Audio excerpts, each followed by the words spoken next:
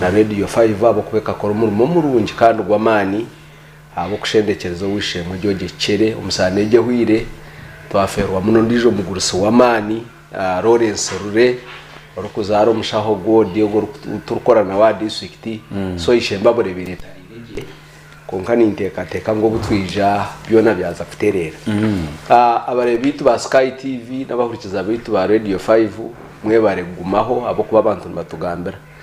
buri call kurabyaho wagere ki wagamba Radio 5 ninga Sky TV barebera kimwe ngo abantu bariyo namane mengi nibahurikiza izo beri yanyu mwaze tubire turiyo mu kusibura gomborora chief nyena ngo ikizaro ikoda abo kuba ntwirenta ari kukireba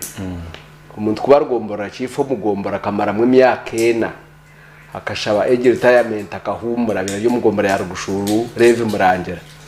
konke gombora ya rugushuru yakore mbaga ya mani yamugurira nente ya miliyoni mone cweka yamusimwa abo kubakorraje abo kuba bakoze bingi ba government ebe bituru kuzagamba hawe kushoroza umushoro nebindi tabarukora mirimo yabo tabarukusimwa munonga konka wari umuntu yakorra abantu emyaka 5 mukaga akaragaye bakamusibiraje nito twine kusima umwami reve murangira bo barekora government ahumira ine myaka 55 kahumurika ari retirement kahumurika yahumura yashaba yahumura atkanyenze kore bindi mbenu abakozi ba government okoraje ekiri kubasa kubahisa abanyankoresha barkwete kirari rigase n'ikintu kikuru munonga kurengwara gamurumu bana Paul Wori ya Sky TV wamaraho myaka 5 kagenda abantu bakajya nko byaba ryo program Okubiri akagikoraje kandi yabaje so tubendezo kurikizaje tubendezo kureba program kandi kutukuratira muri byone mwe bari okay yeba regional kutya Yesu mami Yesu Ejura yagwire ko yagwire ngateka kanyire umwana mukunde ejura konkama tsukagine tumuruka bamona bambari n'ujana mugiye yandigenda biyari nabo bagenda basisire ne basisire mu konkane yete okay kandi ne baragize bire batwine program y'ibicu so kwera gumugire iki ene ni baru muso kubakira so ni baru muso kubakira program Okubiri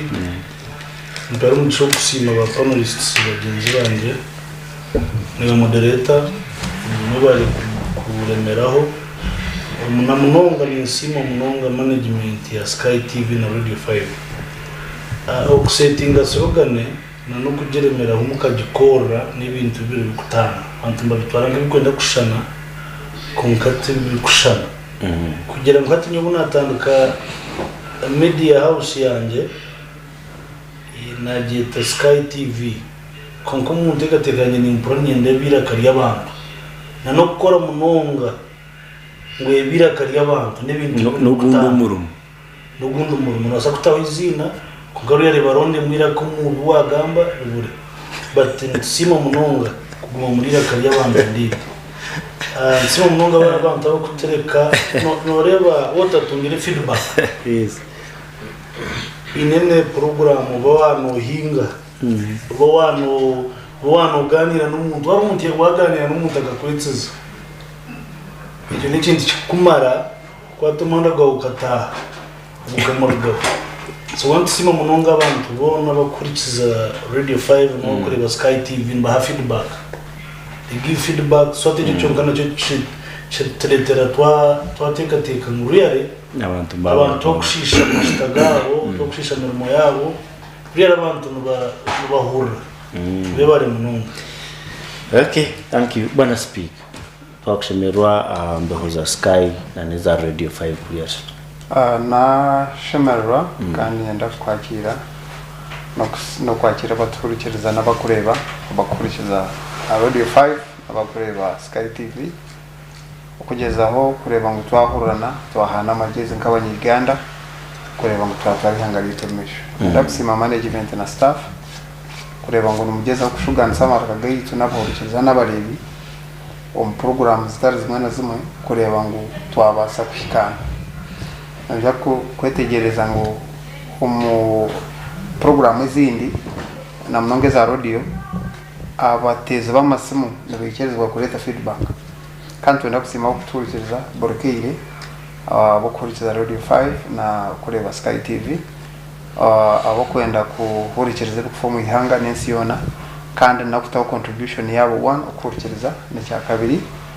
kureba ngo nabo kandi bakuba bini ubundi babitaha radio kandi twenda kubasima no kusupportinga media house age kuku cha business so twenda kubasima mnonga tutine bugarikiro. So for record no jurikiranka hikando speaker onka mabare mnonga bakutureba n'abaturikiza baleta munanuke Venanskiza and councillor district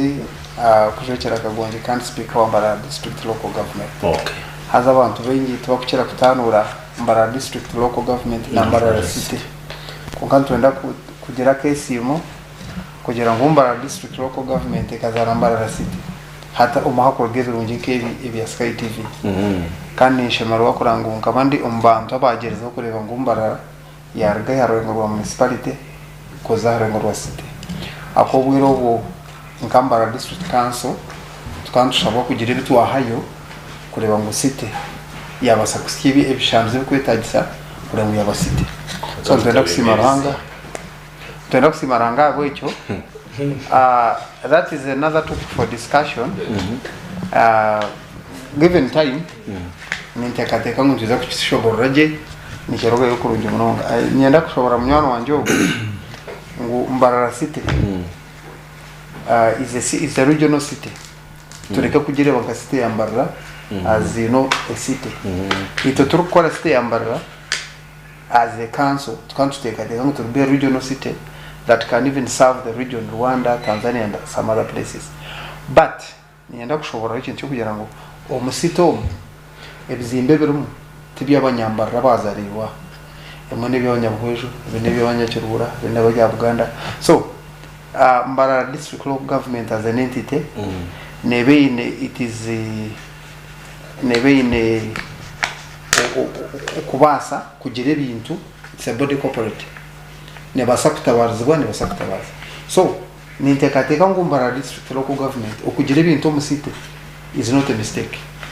Kubano nyetegereza akanyona nyinko muntu nyina property omusite erigacha Mbara district kandi nabwe tinkureba habwenki Nkambara district local government tushemere kubantu jibinga tutu kandi koko bano ogambe bizimbe wazo mu in terms of law ebizimbe that is property seated on land rishitamya ahitaka. So obutako wabo inicyapa cyabo nubo buryo bwabo na nekizimbe kiturumu iki nyina masuko ngo mukama wacyo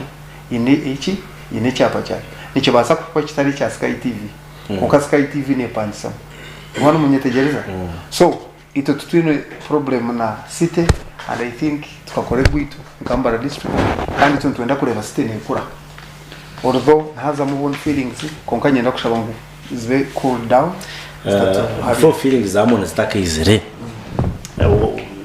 topic baida wakoreba Sky konka it's very important to know. Yes. Abukwa struggles zikaba shereta on council na kesho because bakamamba Rwanda bizimbe up to now kikabagaruzo the stand of ejero ne Rwanda main hall Rwanda ki kesho ngiyeti twara wekine twara cyati kitunde tubagane sezi so yes. But so echanye nishaka kityo mukana mfana na ka headquarters as far as ka district Mbara district local government nyino mugisha akuba kintu cyane cyakashatu nimanya okutwabasize kusarendarenga ibintu bingi munonga to the city kugira ngo one is population na area ubano nyetegereza tukagihereza the biggest 3 sub counties as the biggest markets no sacrifice ingira regional city. Yes. So twagihereza kachika namanya ine chikonari it was the biggest local revenue ana twagihereza Beharwe ine koranori ubano nyetegereza now it was Nyakaje chikona then Beharwe no that was owero wekere Mbarara. So nyenda kuhamya mwana hata boro no gambevyo obwekeke rweta Mbarara twine barushisha twine badesi hata noro bwirobwo chairman wa district akana argana rwampa so abakasha tukataka complaininga hata mwene wa complaininga hata no mwene so ikingugeze ku mansaniki no kugira ngo itokutwahize kutondaho city site yabine ibintu byayo n'ibyapa byayo nashime kubishita mind you Mbarara city ikabi n'amataka mengi go kukiraga Mbarara district bagarya kirya record bagaguza gake nkombe gaho bagaguza bagatuma bondo gabo bo bakaba takureba mesho kumanya ngo ine bikuza kwijere kuza kwitaza konkito tutine shoka ito tugira ngo we need tutaga kwicerezana tukagira ngo ito tuine butaka bwito hatuine cyapa kumara n'umwenda kupangisa nito imwe kasi tuine shoka kumara n'umwenda kutugura tuine buzo because the bona fide owners kumara n'umwenda kare kugira ngo tuhanise mugende mutugurire kuri we have no problem government yanenda kutucompensating abo kwa niyo ati cities we have no problem konka kandi ko kwijja otaho kwa Sky TV ne kushitama kandi ni Sky ni TV ya region mbona itakatwara twa tikikubaska ubona munyetegereza so ejo ninja point yabakiria kandi ne basako batukiya discussion ayibasha zerevona azirunga zonka ikerururo abana embagane kaguma and there are those voices ninyenda kutereza ikigambo cyo kubagana hazan I think ninja tukorese nk'ikigambo kibi n'ikigambo kitakikiri no bagana huyu n'umugabo wanonye tegereza yes so Mbarara city teine property ye kubagana na district abo kuba city ine byayo na district ine byayo ko kugamba kubagana cyo kimanyisa ngo kutora kubaganisa zo witu ni utubaganisa hatimo aba city ni cyo cyumukwenda kwa district kugira ngo aho ko twazo mushari banonye tegereza toine tokwenda kwa yo ni pesha konka no nditaka oba think mayani kirita common sense mbakutureba umunye tegeza yo imumu yo district state nenda kwitwara headquarters na offices hat kandi yo state nenda kwa district so jumba kubaragaruka mwecho mukandoringa muta town kaso semba right mukatungo buzubunko bunema town kaso rasabuka untasha yo kutana taro yo kutari watu wa Uganda yo bani bwaburinga hifukira waza Masaka nerizo nabarwana Masaka state na Masaka district konka ikirukwe baba bebembezi no kumanya ngo Masaka district niyezire Masaka state Mbarara district niyezire Mbarara so Mbarara city ekabire nirikogarayizinga munonga omuzire wayo ogizire nompaki tukunje mukagiro tuninte kwa kutware so Masaka kabahoki kandi hati atecho kiriyo muri shemba kamba Rwanda ningi shembabure bakabi ne gombara ya mijwara yes mwere kutwara na hate gombara ya mijwara ekine bizimbe byayo umutawuna kanso yishembabure by now roko government roshete kare yahe cyandi kwere kugira ngo abine bizimbo mutawuna kanso babihemu bazowa aba bagira ngushara twaza kurugaho mubanze mwatwombekera hano akwitu nitwe twabandezeho so nibyo biriye wa mijwara sub count eriyo mutawuna kanso bagira ngo mwaza kutuya mbaze mutwombekere kuri ya mijwara kashita kere tuina neriyaba hati yagumara baremire mukamariyo no turagende niza kusigarariye ryo egombara tuina hikazi twina za mijwara kegombora kuturagende twaza handi nabaheta kabagarame barakuzaza kubombekera babu inita kare ya government yabere ruho yikamkaga barakuza kuteka kitebe kegombora hati bagaraka babuza kasheri tuza kurekero town council hati bahereze kubombekera kitebe cha town council cha billion 3 n'icweka ezibaba hire cyo kureba haruguru ya polisi yishembabure kuturagende kandi yari ntuza kurekero obwo abashumo bwo nabo baba tatahama nyowe ni ntekateka mpekansa program icyo kubanza ngo tubanje tumanye ngo Mbarara district no muzimbo muhango oguyahirese ubwo twatwagura ibiri hati yo city niyo tinkwanda zimwe share bo bakana bateka what sharing doesn't fit in abo doesn't at all kandi umuntu yine cyapa kitakari tino kukabasa kandi kumbiga hate kanko cyo kurebera monoro nana stize kizo ku Rwanda umuki kubura atwo kuzanka kabarore district ekaguritaka ya ikashabaroni African Development Bank yaguritaka yagarka yayombeka na nobwa hati ikiriyonesha shura ro abasitenga umurgo tema wano nyetegereza hatu no yebuza babasite bakana bateka ngo bariyanze necyo busasi kushanga ngo mwana woze iri kuwa mushwerera hata nanda kubinga umuntu wiwa muzariyo ekiti kikubasa kandi ubwo kuzomberagira there is no law whatsoever eri kubasa kubinga districts ahamataka gayo akadisuzine byabo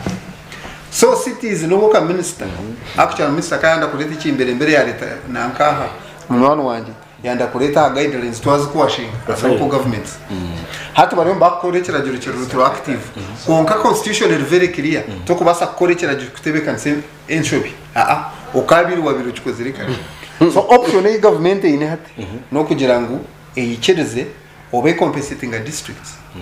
konka tino ko kubasa kubinga districts states taking over properties ai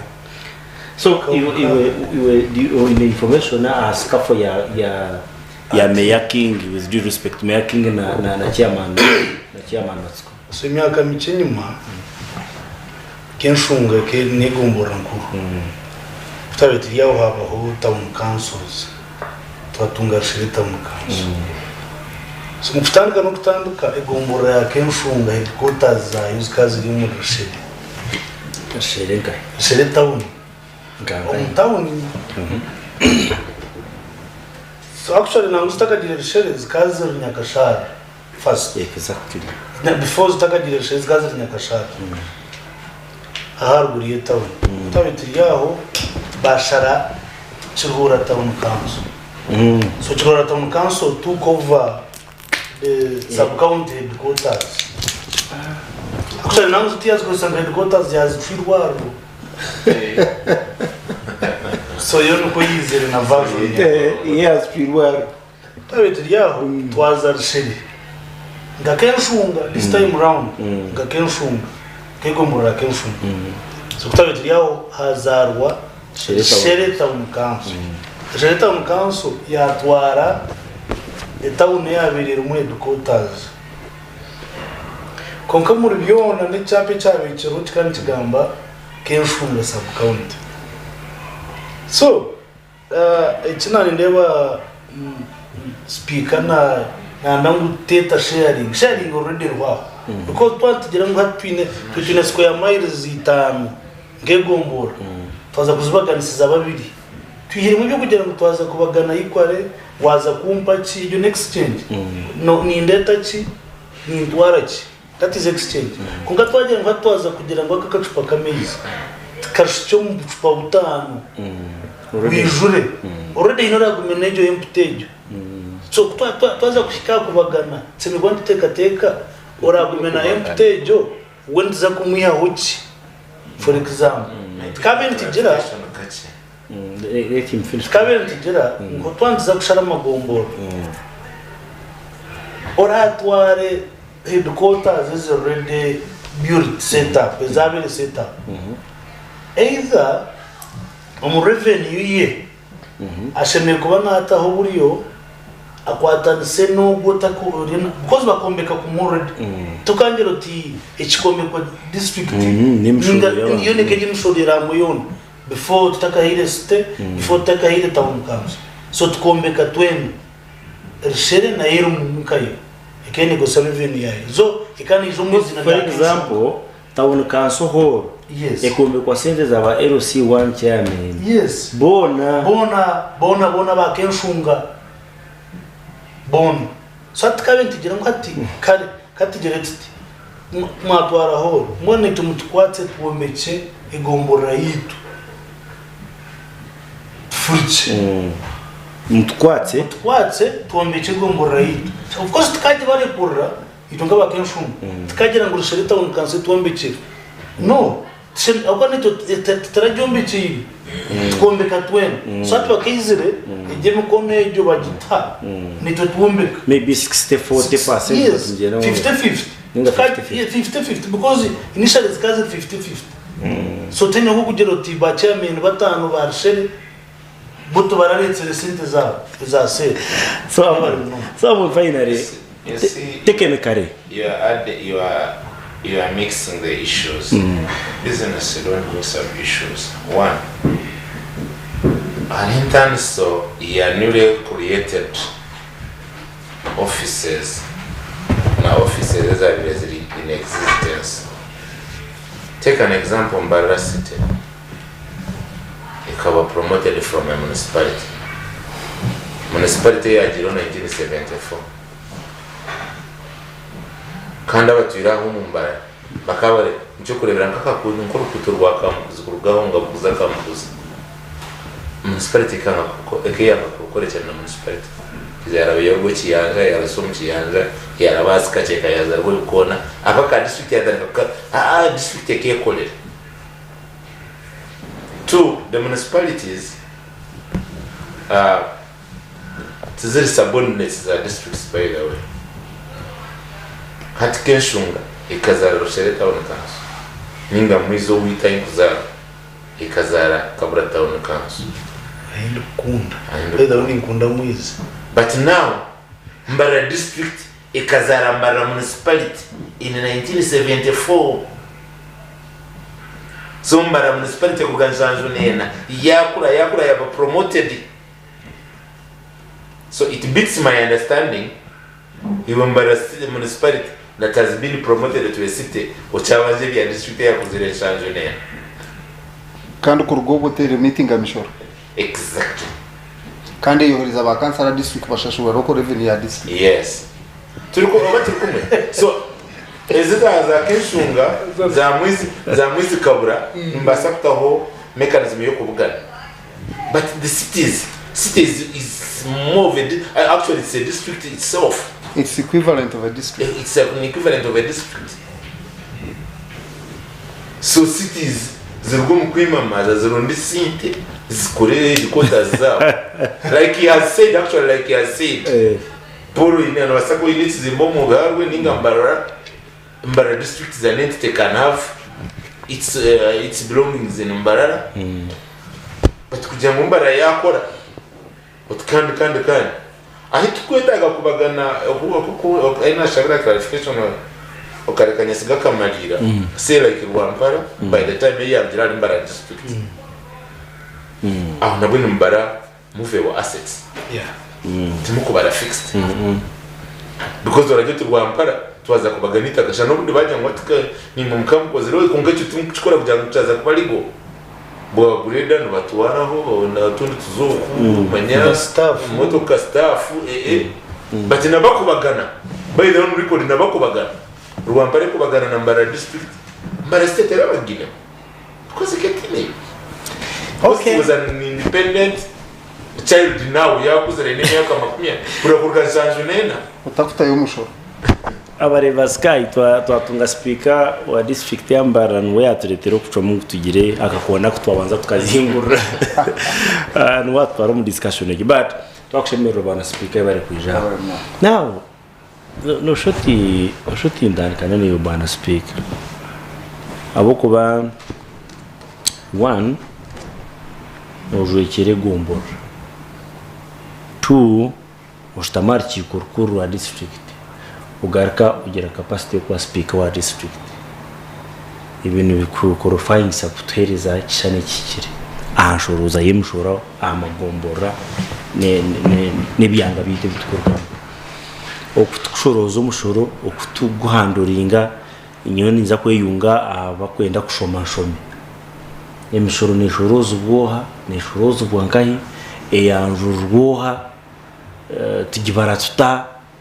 ko tutwara through that process okutushoroza emishoro almost agomborora kare egomborora ko kushoroza emishoro then tumanye turibone kutandikira aho kureba fatu n'ubuzubu burayi kandi for example a case study yegomborira yukujwekera mukikora mute so bana speaker okutuyamba yabare mnongo mutebekansa program inyenda kutandika n'ikigambo umushoro n'ikintu nikimwa handaseze ihanga kutwantu gamba esente zihanga rikoresa kore nguto amarwaro amashomero ihangani zihomba no mwoga gwa burumye Uganda wena ninga burumye ihanga ko mushoro yana korofayinga guha ako mu Uganda hina abantu abakorofayinga kwa emishoro ya kategori nyingi abo izoberi nabanta kwenda kuzamo no ngo mukategorize mishoro kuko nyenda gamba ari ibiri kunkuza aha kigambo ekibakweta egombora ni a local government, what we call a lower local government, erukora ahasi ya district. Now, kutukubantu gambo kurunda nemishoro nko mugomboro yitu echamani twinemu trading license twinemu na property tax. Tukaba tukoresa bemeruka kurunda nemishoro bakagita hagombora egombora reka meeting percentage ya district ekasigaza percentage. Konkobwa hata turi kugambira kutandikana last financial year government ya Uganda ekasharamu ngwe mishoro yone yagume yarundanwa ebanze yazo mu consolidated fund mbwe n'ikitara kihanga cyone then koraze kugirundana babase kugigaruza for proper management bareta system unsia ebakweta IRAS integrated revenue assessment something mwenu kurundane sente kwejunsa digital means ni chiza chita no manya no umwoga mukuru gwa parish chief no kurundane misho no kutungura abantu ubwa hati ugubine hati ugomani no gwa PDM kunkati kikururinga utu umwoga mukuru gwa parish chief kurundane misho ya government koko boyine business yo gukora uwo muruka aine kwija akaka business ya wakajasesinga kwa kweza kujasesinga kujya tokurya business yo yine ujuka ba center bakahata ho rates kugira ngo educate kwinganet ne hezi erkwinganet ne hezi ishu primary school private ne hezi so har rates so bakugerekera umutuniza kwezi esente zo tokushashura direct wo muruka ninga gombora ninga district no bakwereza enamba yo kuzishashura abemeruka bo kureba no bakwereza cyo kweta PRN mbwene koko twagamba code yo kunyiga okuza kuta airtime asam so kokweza kugitamo ne kugambara amazina gawe korekane sente zo kuzakora ki so sindike sente zakapa na twine challenges ibiri umuriyeki amagomborora gamwe na local government no shanga harimo abantu bine business katugambe trading license ekorero ko bukeri mutari 3 n'icwika oshanga umuntu ayina kaduka kika cyayi karimo mutoro gumwe na shenji kanana tuzikaza mu system echo ni kimanyisa ngo hariho revenue eraremo kuba collected abo system na charges zo settled abana njenga uko umuntu ayine business mutari 3 n'inkumibiri tukamsha mutari 3 na kanana Mto ine business yemtware 3 yana atunda cyo tunde mineke enyanya abaine titano zo nyenda kubagambira umutekansa program imo kumukuzaho mu mashanyaraza aha hato shote ibintu biri speak example yiwa hanimbi nyoti ngurga amashanyarazi speak nakwe cyo kurebera kare mbona hati tuba tugamba bari tureba hati mbona ko hati kintu kugamba baba barya habo abakugera kire bakazo mu cyaro n'abakitaho n'amashanyarazi amona bebe abantu munyetegeze cyo konka waje nyuma kuriya yo wagambye muri tito barya ayine mwe mpagaribirize mineke ni mu butunguru ayine mwe nyanya na nutunyobwa tushekwire yaheze hazan hakutura mtwakurya now ejo point number 2 ejo system yo kushashura center hasimu hina abantu abine business mu cyaro abatine masomo twikiriza hina abantu abine business mu cyaro kwakuza kutere namba ya torondo ndere namba ya nanga abana ntegeza ezo ni challenges ryo konka no twagereza sente zindi tukazurura na zikaza Kampala last financial year tukagera challenge ya mana munoka waza konga mu council zenyinje zito zo muri mbara zikatunga sente tukubara yonko kwezi kumwe kwendera financial year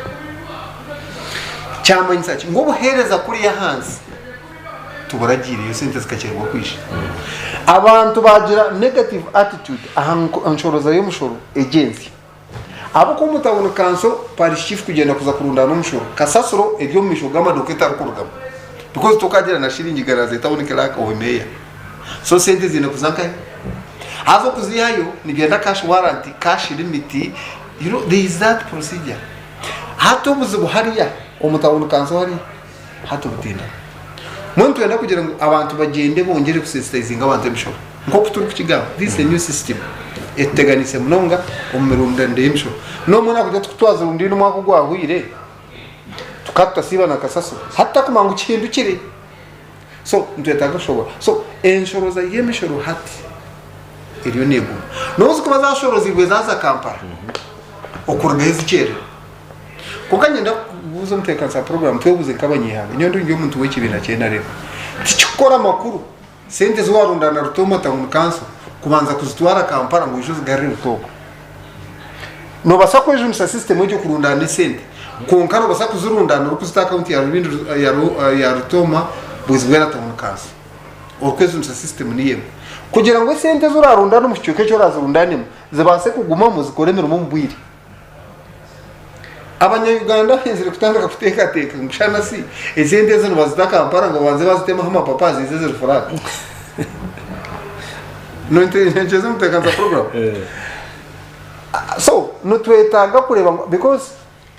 itwe nkaba abakomushoro no mwoga gwitwa komushoro konka no mwoga gwa government umushoro go guhindura mu buhereza bw'abantu tweta service delivery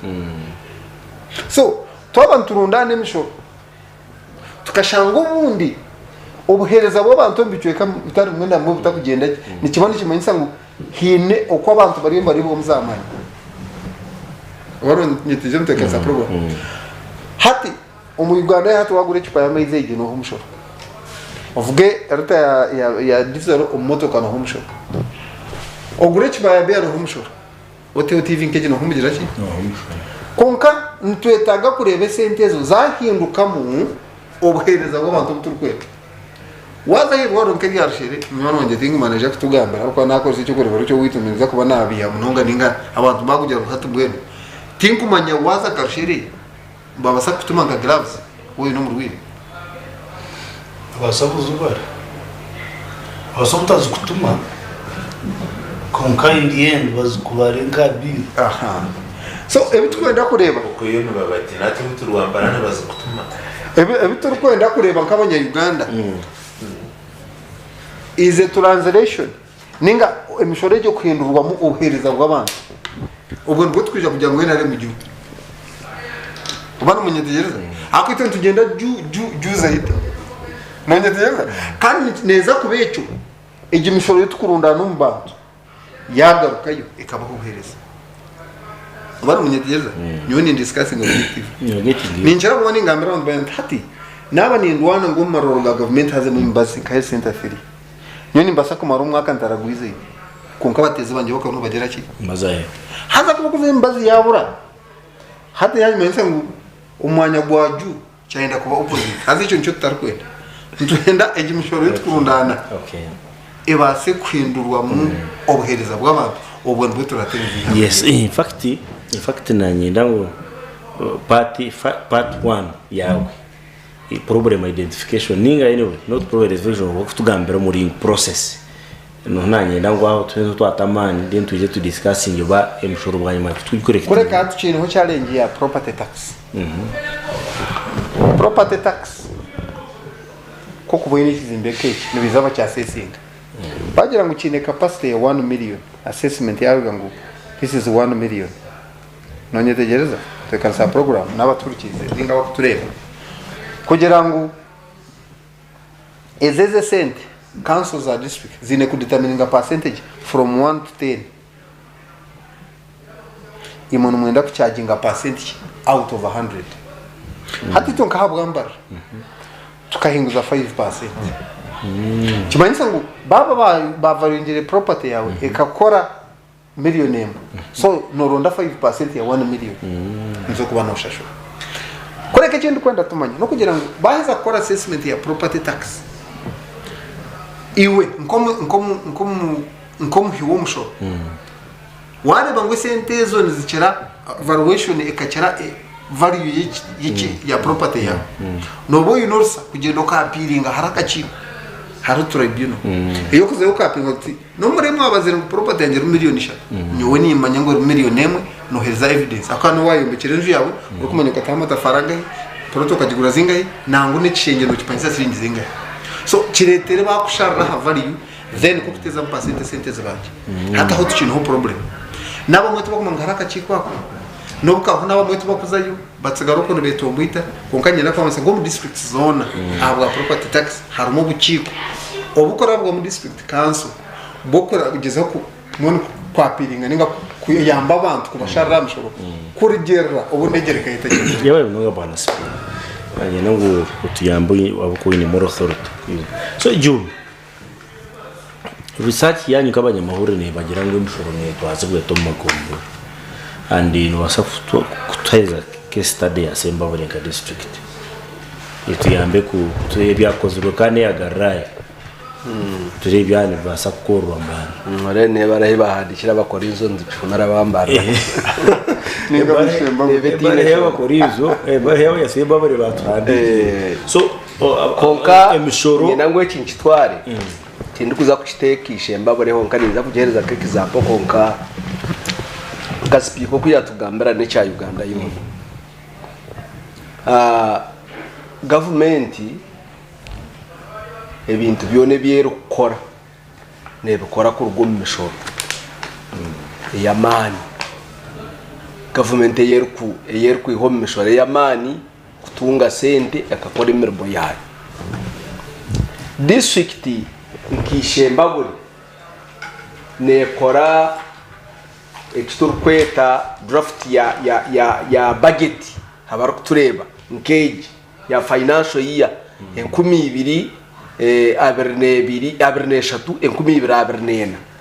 umbyero gukora eteka mu sente zirikuruga ku central government na nezirikuruga mu local government umushoro ukora imirimo yayo ya district kushashuraho bakansara abarawensi batine mushara gukuruga higuru kushashuraho emermejo yona amajuta gaba speaker nebindi byona speaker mu kiyagamba mu trading license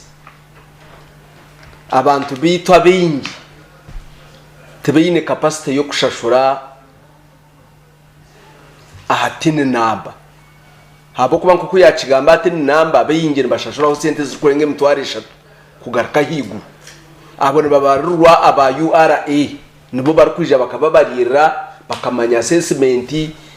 ekizimbe cye cyariyo nagamba ekizimbe kiri kwingana kiti sente za chombe kiri tizo barukubara nibabara sente zo rukwihamo bwanyuma yo kukikora kikahwa ukakikora finishing no kiha mushiringi zinga income yacu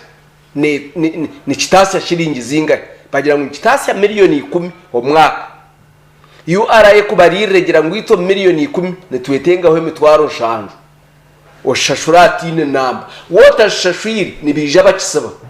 babano bakikoraho mu rumogo hatimye kikwenda gambaho ece cya speaker cyariyo nagamba na nebitu kwenda gamba habyo mushoro tutungire kizibu cyamani umuyangereri ya Uganda mu district zone omba kansara omubebembezi ba district habo kuba speaker yagamba ko mumanyi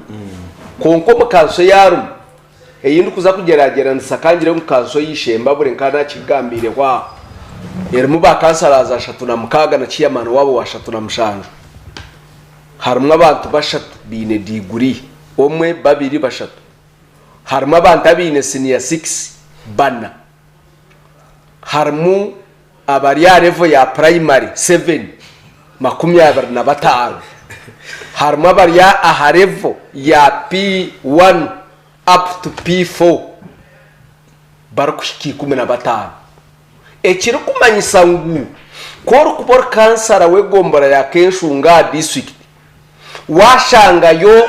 kaw aine PhD nabandiyo nimbuzo omwe yankorera kantu akakora kureba speaker ne draft ya budget kansara katara kubasa kurabya misho ngo yayitegereza kandi yamanye akarukuza kusigaranaka no kareba nkaka kansara kagira tkonkerizo batwatunga rawensi gitukagarakayo akatunga rawensi akabiteko mushaho akajinja kukizaza kwaho bakambuza ngo tukashoroza shilingi zingahe eza trading license wazo mugomborora yona bwana Paulo abarakuturikiza n'abakutureba Sky TV no shoberwa waza ahamiruka yona nambe ninye nangu spiko tware ecyomanye ngu twino bushuma oburyareve yahigure yo tarakubasa kwetegereza konka hati ngo kitware nkomanyi otandike kucondoza orebe RC yawe yorum ogarako rebe no murukagwa wogorum ogende okwate gomborora yone yor kucicira aha district obuze CFO wawe chief orukurebye sen ombuzo tegomborora yanje eyindi kucicira 12 kurugebiro kibanza byo kwezi kwa mushanga kusyebiro 13 byo kwezi kwa mukaga trading license ikatasa shilingi zingahe mbire ndiyo nimbuza bangambraha ebi ndara kuzaza gambraha Sky TV bangambra hwe gomboremwe einaba niyo nindeba hegombora ya rugushuru emitwaro 25 umwaka gona trading license eyero kubasa kora umurumo gw'amano muringogo kureba ngo eyine ebindi byona hatukubara kumara kubiteko muri yakakazo aka Paulo kina niyo ningambara umuryobo bunyukutobo buke beja babuteka mpaba kugira ngo umuntu yabyetegereza kwa Tom Handa gende bacikwatakishe mbabaro ngo eshororize omushorogwe mutwari 16 n'12 umwaka gona trading license abo kubezo iyo ngomborora egomborora namba oyihireho ziriye zo yangu tine namba zireze kuza Kampala zikazagaru tuyihire kweze bari kugira ngo neza tenders abo kubaraho sente za tenders za procurement abeze bari kurugayo bakamanya ngwezi physical zo tino kuzirkwiba konka ko kuzo trading license kushoberwa mbire ndiyo ni nteka ni nyebuza munongecho abo kuba kanso zizindi enyingi zone zaherize kushitama omukota yazezere kubanza ishembere kashitame birashatu na kimwe bakansara bakireta natandika kucondoza hono kukireba mbire ndiyo ni nyebuza no shango munta naisika chapati aine omuraro gwe gwa chapati natunda chapati zeyeze mtware shatwena ayaho kiyihaho buri izoba bamuyaho shiringi bitano burizo achimarebero 30 kwezi no mutwaro gumwe n'icweka aho mbaze mu runjo nyine calculator wabare myezi 12 umwaka ni shiringi zinga twaro gumwe n'icweka emirundi 10 n'emutwari 15 emirundi 12 niyo mitwari 18 wetari kutunga tine riye rukuza kuriya nebazimu yaho bagumana bazimushoroza ho buri izoba oshango muntu kutunda akatogo na nebyo kurya muhanda ka bar kutundira hana tunde nyanya na tunda bucobo bar kugira bamugira ngo hatebi bakabitenda ringa konka nuza kuba no shashora shiringi bitano wano bitundira mwami speaker ocherga ho shango muntu ogo na shashora mutwari 18 umwaka oshango muntu ayina kaduka akakuwagira tobundi mwene mba muri yamba mutaruke kwito ntura kuri mu cyaro oshango mudayi nakaduka karimo nyanya karimo butunguru karimo obunzari karimo amapapari ainemo buntu bwebwe mitware necweka business yone bamugambira ngo trading license kutandikirwaho neyo mutwaro naza kushashura shinge yo mutwaro konko kizo mu trading license bwona nabantu nakorapo misho enyuma ni yarkorana obwene bwe bwingi aboko butando obwene bwe bwingi ombyare byitu ogireho obundesi zabanyima kujongo waza kenshunga warga ho wazo mukataho nakakuriya konka no tambara kilometers 20 organa hariyo mpaka oshanga haba kutundiraho abine aka trading center ka ocherwa mpaka waza baspa kushanga hakani warga mpo waza hani ya mahembe gento shanga hakani oshanga bari bingi konko kizaza kushanga bagambira ngwe gomborora mwaka bwona trading license eresere shiringe mitwari 15 kandi speaker yenda ngo orgampo garke ocondoze munonga abantu abo eco kubanza bine license zabo bine receipts zabo izbarfuteza mukimara kuzikora nkambarra district bagarka bagende bateze zabo no shanga muzijwi mbere ndiyo ningambira abantu ntapageza gutwa kubahire nka kansara ba district mugarike mugene murebe ba kansara bari kucikirira abantu ahamiruka kansara kora assessment omugomborra omuruka gwe just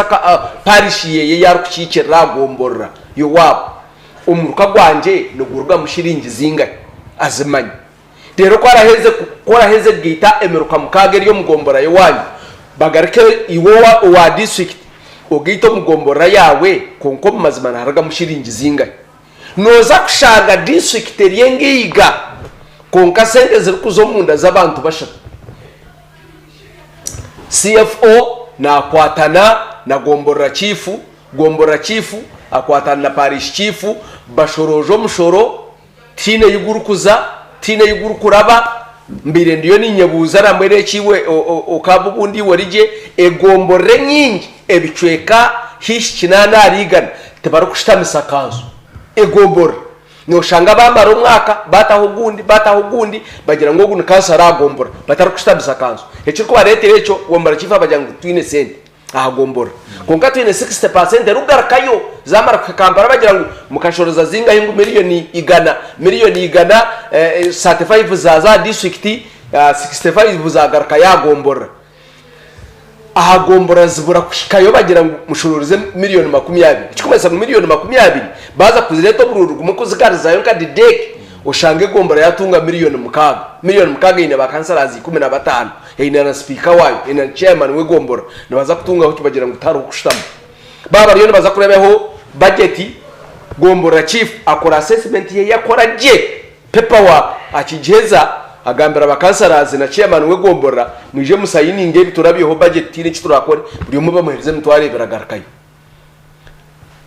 okushorozo mushoro pawe kiwagambo kubiri oko muri mbarra no muri singiro no muri yantonde no muri sembaburi umushoro teguru kushorozebwa ngo gwakora no gushorozebwa ne guribwa ne guburumunda z'abantu bake abandi basigara bariyo ni be yamamura government manyangune shorozo mushoro kunuya gutaro wazo muri sembaburi district ni shorozo mushoro gurukika miliyoni igana nkaga konka miliyoni igana nkaga zeru kushoroza kuna abantu yo nincebero mbahandiko nizo rwo mbutare obar kutendaringa rugushura hari yakatare romuyaga hari yakatare rumegera hari yakatare akoba kataniraga miliyoni 22 ezo nizo procurement zeru kutendaringa okashashuro mbanka zikaza kuri azikijagaruka konka wazo mu trading license n'abantu ababar kuyaho senda abantu baburijo noreba norra namazaga reba norra namazaga aha mushoro ogutukurundana mushoro go kuri sabe bembeze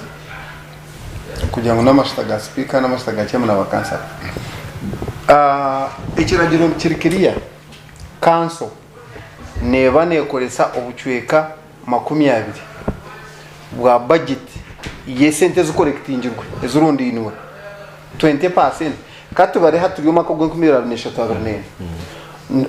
sente zikanse koresa kushashura bakansara naki namashita nizibabwo buceka 20 bwe sente z'umwarundi noma kugwahwire so hati no mushoro koreka ejo 80% eshime kuba negenda izabuhereza bw'abantu nicyo nanashoborira ngwe sente twaziho mbantu zine kugarakayo nko muri ngo kubaho buhereza so washanga road district ero kugira ngo sente zone zeru kurunda no mushoro y'abantu nezito mabondo gabembeze hate yo district nene nikizo bucyango mno. Okay, so a quick one nisige mshoro tukaji mshoro ngira mbuzo one ishoro zari mshoro okumanaging mshoro ningo kugarre mshoro mba one biona bine shoro zona zo one inyusho biyamana itindiriza gukora nstura munonga postumatem turimo kucebera umuntu atakafire tima mwashobokera one kibera umurambo munonga ncebera munonga umurambo tubara kuri kuzibera cyaza kuri leta umuntu hati bakagenda ba leta PRN ejo teenage bandaga ikabire ryeshonga nkuru yo kuciye kuzibera okwiba ko mushoro konkanye sigana aba parish chief azo Abaho amagebi yamaga amujya assessment ya leta imitware eshatu tamushomeyise uko assessment ishemiye kuba nekorwa ahubwo kubogo parishifu nashashuwa sente za sensitization amusharo gwashemiye ko natunga ningo gwara kutunga una sensitization na yermu akushana abantu bakora na budget bagitabo mwaza ku ya stand to be collected fund kora budget ya council mtegera ngo mtiza kwegesa abantu wana hamba y'umushoro yonka abantu bagengere umuntu ayina kaduka cyake mukayata wakaduka cye na pandiso munju ya Paulo na dikoramo na araramo Paulo na homushoro mukama wenju nga property tax nyesiga naza kwereza trading license ngorokora wija wabara ebintu byanyesiga umyo tukurigira akwasa ebyargo mu assessment ebyargo mu mbarira ya business yawe noza kwimtware eshatu nyesiga twamugambero ayi wija kwikame ecyakuretera wahikame tware eshatu warabankahi sabte chikora tahwaho myo tukonka iwe kwate mtware ujimpereze wanu ndakora mu muhando gwa PRN noza kushasha mtware eshatu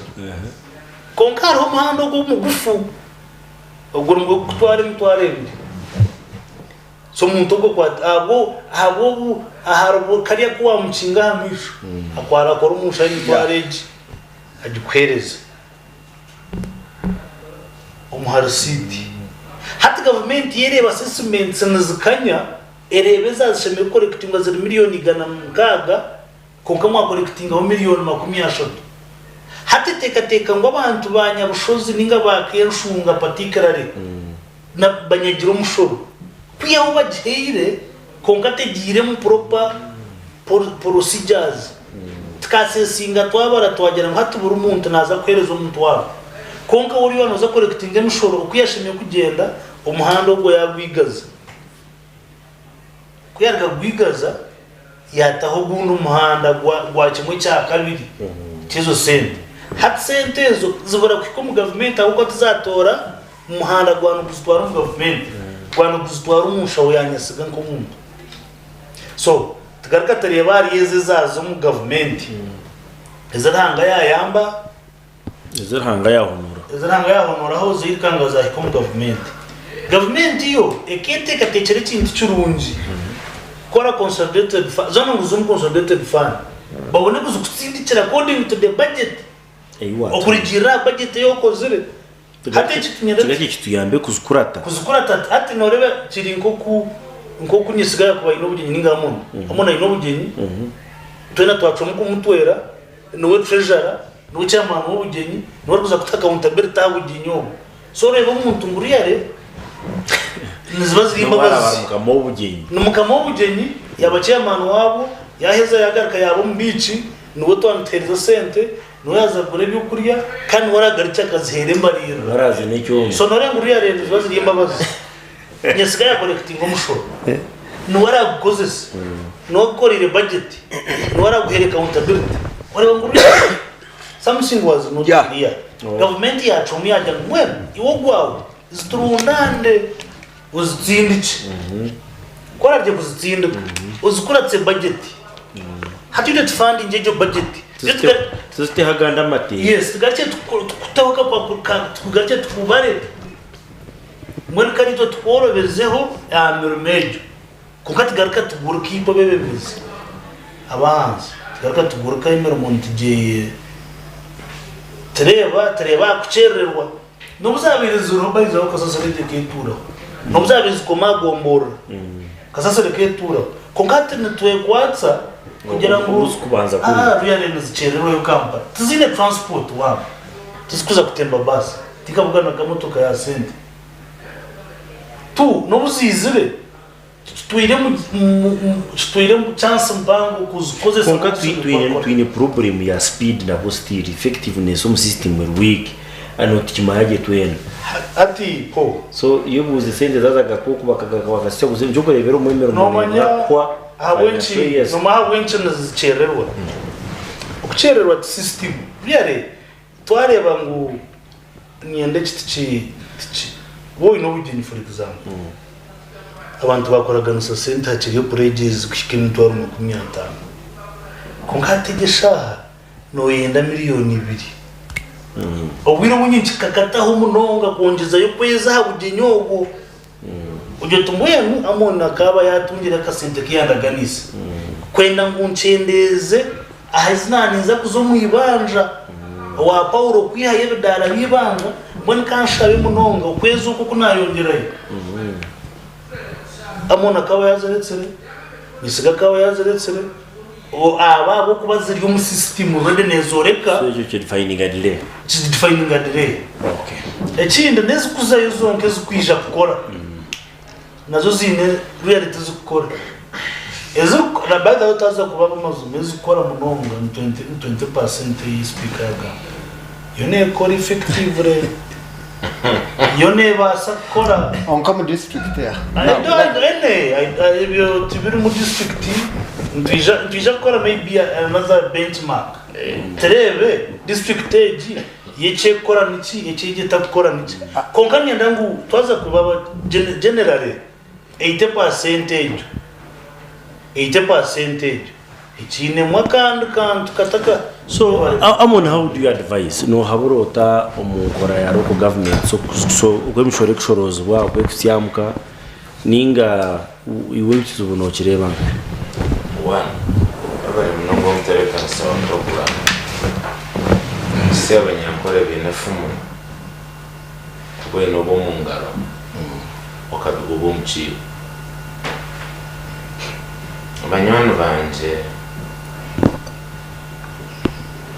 are just beating about and bari okutera tero mshaka kure chikuba 201 manifesto yo which is Canada tatiza basic akagamba msho ahubwo kweta graduate tax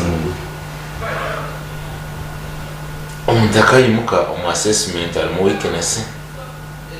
watamesta game tware gato mu piche rw'egomborora chifu umusirikare wa LD baza kwata jumba w'umutwaro kumwe n'icwe and I believe idonika nkemkora mbi ya systems za regimes zimwe natakwenda kupinpointinga many people nyano wanje yagamba cha kushamesubwa hatiko ya kana ya constitution yihanga iri clear uragiro byona bizo mu ndimi z'abantu bakwetegereza babishime babyitegereza. It was programmated in 1995 up to now teenage ragiro kimwe y'umurimo w'abantu babira budati mukwetegereza konkacho mshoro bino kugeza kora bakogo n'umshoro ati nacyo kirabeki imposo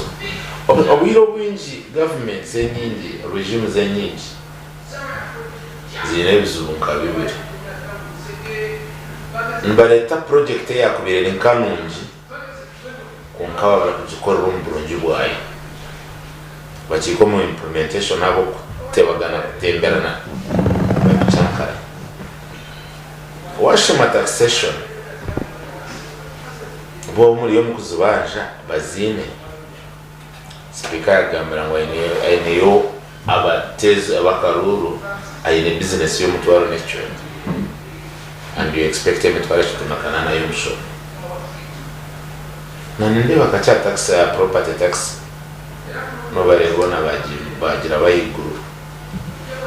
property tax no mushiro gushashwa landlord kind of which landlord a joint turinzu yon we no kushashwa property tax because of my assessment that zako wapo ngo chiyendeki in a new sitting room ekenge kiraro mutabano wanje ekenge cyaro mwara wanje n'cyabana bato ekenge cyaro meke neke inejo ene bishengi 10 bibiri n'ibyo gukora kutasa entaso mu family sumbone kumanya ngo ibi yatasa nizara yiye munawe neno kabona kushaba 10% over 5 over 10 over 8 but challenge rero ba assessors nk'uko bagambira nateka kubanza yateka imbere yo kanga kugira ngo arabye miki cya shortcut kozi kwa kugambira akakandi urazira sente nyinshi and you say akakandi hatari option abaturu kumwe because nkatira kushesaba tuza twatamburawe nankaro kuto umpolisi naikayo ayikaza muliro mta sapate driving race driving permit tatatu ulisiru driving permit ulisiru sapate gambe mpira kwa direct because basibo nabanyaba bahurikiza n'abareba Sky TV na Radio 5 chimanya ngwengu zo mwihange kwa strakati. By the way, is the biggest expenditure you know Mwihangario at 9.7 trillion. So mjangweze muziriwa ba. And nezo 9.7 trillion no gugu mshoro kwa chira consolidated fund akagugu inechi ngwene figures. So why should the councillor assess akuma unazaza yo obchweka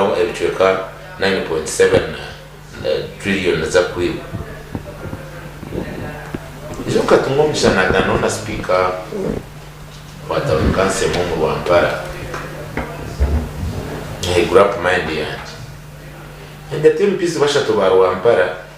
babira ba constituency no mcyara affirmative action enough no kadeka aba basigara ukade 50 amezi ashatu ni bafuna miliyoni 28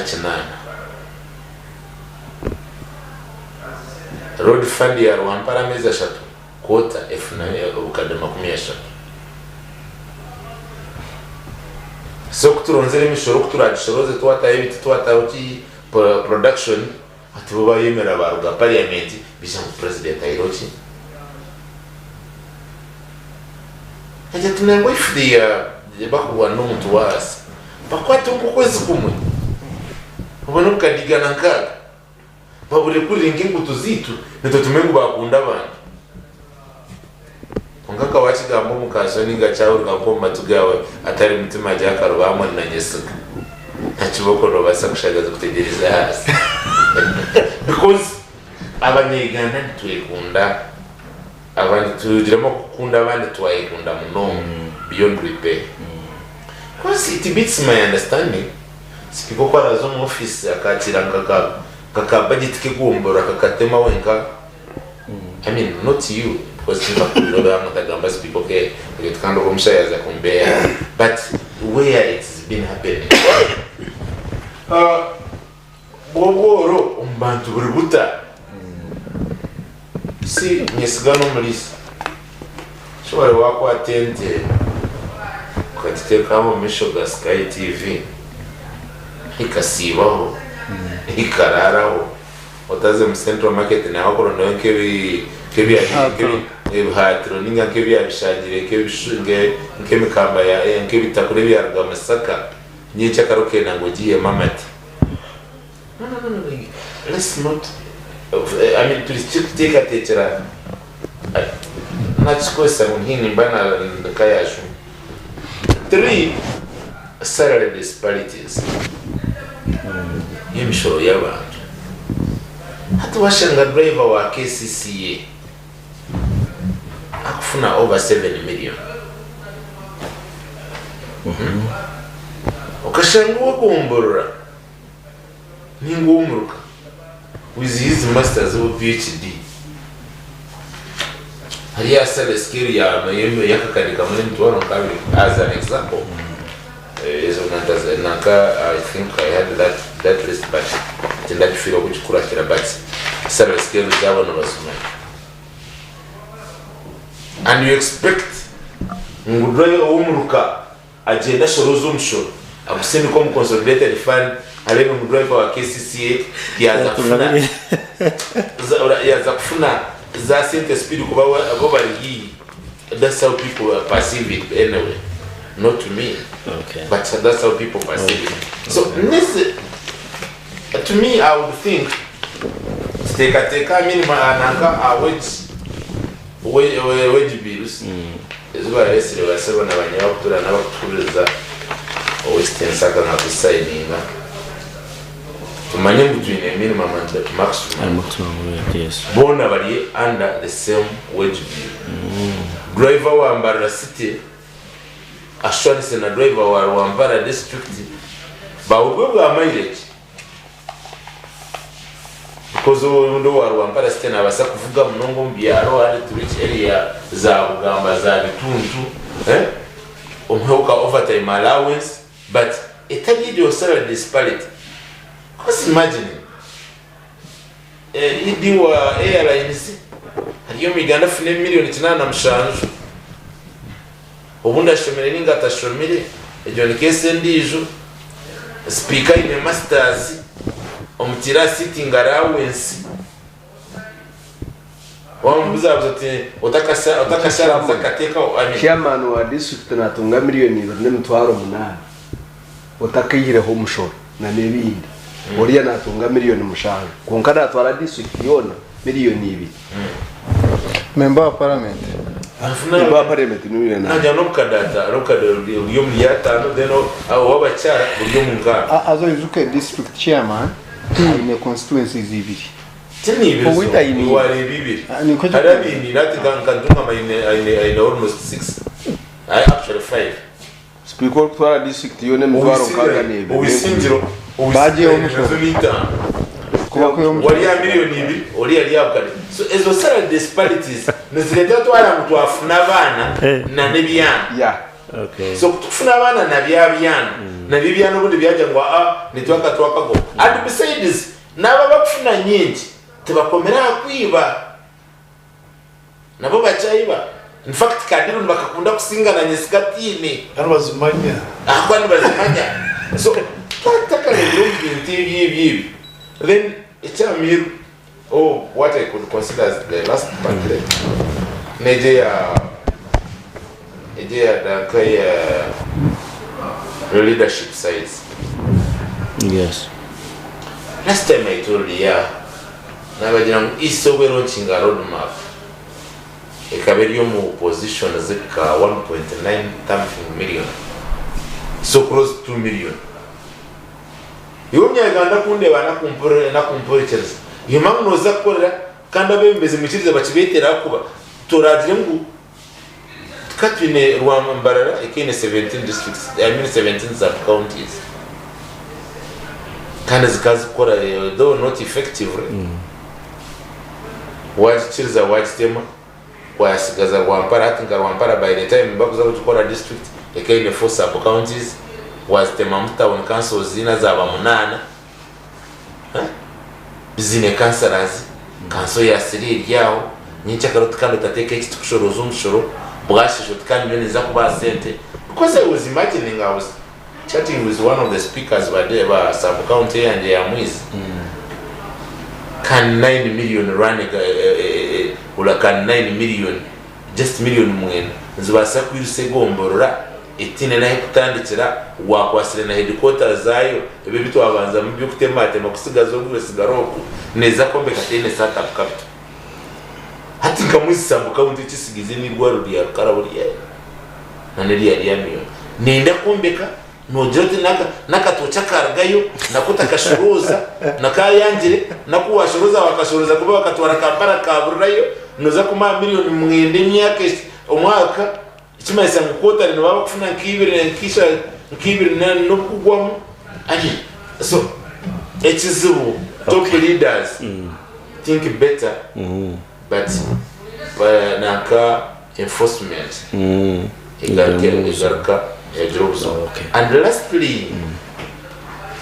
members of parliament basaba nabanyabo barebe n'abahurikiriza constitution here understand to be corrected. I think no be an oversight or wrong.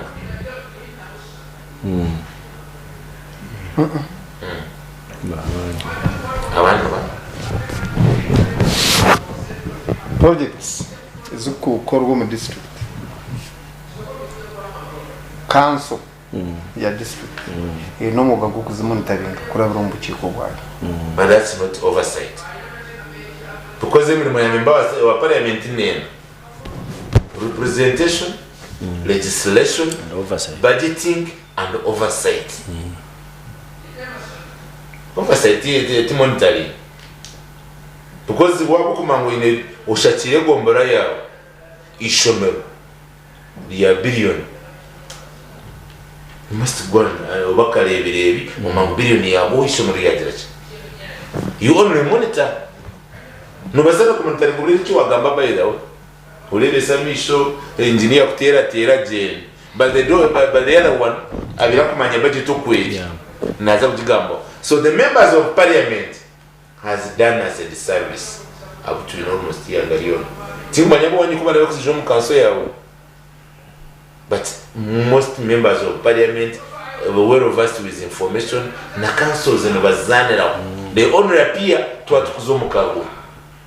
Tiretera no kora mobilization endijo because in now kumweta gotijo ubomine no tutukuzo mu constituency. You were to twine. So kuba byote ngutwaza kutekaho omusomo guti gwa sensitization and mobilization nibasakuru na namashita bagireki yabari mnogo mami yamone egi topic nyani ngira ngo mukoro mu gukurikiza nkimo abo kuba na nyira bakugwa tuyambe revenue correction batutwaro mishore giturebe exactly bakora batanka hidyari so na nyenda ngumpurikize muno nkayimwe tubahurikiza abashaba tugambire data kuturaheze iri tubone kusiyamuko omucweke kindi na ndijo topic twenda kona FDC ture progress amunaza kutiyamba kutera tochi so far bashkai because wasabirigwa najya tori kikondeza kubo na budget yagitereye oine kumuhe sente najana nkumi nabombera futegeko rwabo urukiko ntaza kubahuruka then twizijya ngumuri bizakomayi press conference after press conference antujya kugeza kutera zo yene nupo bene tarage bitundo twenda kureba bari yare haro tangible results zihiyeyo then turebe tukavinga down program reka tumure ukakeka munonga dakike mubiri shatwina then we shall come back next week acha muri cyo show utakarga Sky TV rakayabanda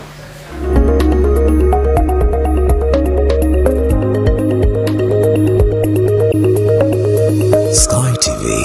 irakari abantu sanyu lya kazero tugenda kwevuga ne kazero lino lye sanyu ly'omwaka nyabo sebo wanyweye kazero wangule ebirabo kebera wansi wakasanikira kyolaba kyowangula mulimu pikipiki egaali enkofiira t-shirts ambuleera ne sente enkalu emotoka Toyota Pulimo empyatuku just kunywa kazero wetabe musanyu ly'omwaka ng'onywa kazero kombucha drink ne kazero dawa tea kebera mukasanikira kyosanga mu kyowangula musange mu maduuka mu ggwanga lyonna just kunywa kazero. Amazina ganje nibanyeta Joshua Tukesiga, director wa Adra Model Primary School, Day and Boarding School, Nursery and Full Primary School. Shangwaha Makenke ahashungine na Coca-Cola plant na Makenke Barracks. Ntwereza abana bwegese obwo mulingo bw'umutano ubujwangizemu na ebyemukono n'ingashi skills tugesa abana baharani tubegesa computers kandi bahereza na transport y'abana bakubana bataha twine school vans twine abashomesa batendeke abamiringo mirungi ndetaye yemwe nemwe kandi abakwasa kuletera umwana wawe yarugamu murungi wa nyensya tubasha bangu mutwereza abana banyu abakuba tuyo ishomero ryo mutano ari kwasa gukora kugerekiri yakora umwana wawe wabana ndakutushikira mutera akasumu 0-2-8-8-33-1 ningashi Airtel 0-5-2-4-2-8 endijo 0-3-7-8-8-8 baba nonda kutandikira mukashanije ka email no twandikira hari info@adulam.sc.ug wabana ndakutureba amakuru ya internet no tuguguringa ha www.adulam.sc.ug. ensege yiturimo okugituramo ino businge uratekwa kuba ino kumarwa nambwa nico cyatuma twakuretera katugiro kumarwa live concert yakureterwa Apostle John erihe biri kumi byo kwa mwenda 2023 tandika na shamunana gate zone zijyaba zigwire imihanda yone ryaberagenera kimwe Desta Cathedral Mbarara yakuretera beshongozi bamani ka Joseph Ngoma zigeze kumoma mukama face bazibwe bayita mu concert ya Apostle John au ku Desta Cathedral Mbarara nabanda bituba Mbarara kahape Alex n'abasalirian Laurent Lady Diana Julayo mubito okutaha muri shiringo mutwaro gumwe gonka VIPs emitwaro 2 abana ne 15 kandi teba yagure mitwaro 30 igereza abantu batano nabanda beshongozi Julie Soki Mary Asimwe Pastor Julie Noremera Concertage nebwishibwaho abasheru makenke Z Fashion Debra Bridal Center Mbarara Thunder World Security Services Warden School Joyce Community Outreach Ambrosur Consultant Uganda Aberaz Enterprise and Property Services Nick City Designers Kamani Wamanya Investment Sky TV Bless Radio Aquafina Flying Horse Hilary Kitchenware Ankwale Farmers Sako nabandi bingi jolebe samisho ori so mutima. Water please. Can I pay with Momo? No. Ha. Hey, can I pay with Momo? Ha. Here's our merchant. Oh, very good. 7 mega? 20. Can I pay with Momo? Unfortunately, no. Ha. Baby, let's go. When paying with MTN Momo comes with more benefits for everyone, it just doesn't make sense not to have it. Hello, I've come for rent. Can I pay with Momo? Ha. Yes, you can. Pay or shop with MTN Momo and get cashback every week. It's free of charge. Use the Momo app or dial *165*3#.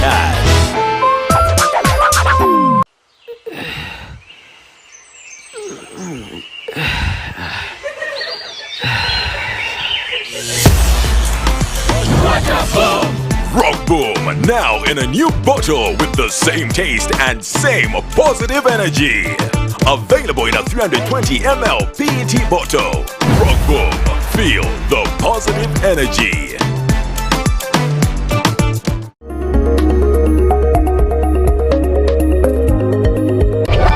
Omulebi wa Sky TV otaferwa muzano nyamurungi nibihinduka. Oraba. Nzasibwa. Tula wansi. Bakukomera shumzo babenaki. Omuzano ogw'abantunga mu United Actors lugoleka abulirwa kubanza mpaka rwa katano shahi mwene chweka zo mwabazi. Lero kugarukwamu rwa mukaga shahi 11 mwene chweka ezo mwabazi. Nyuwe ni tweka nyuwe. Just kugoza hubati kache.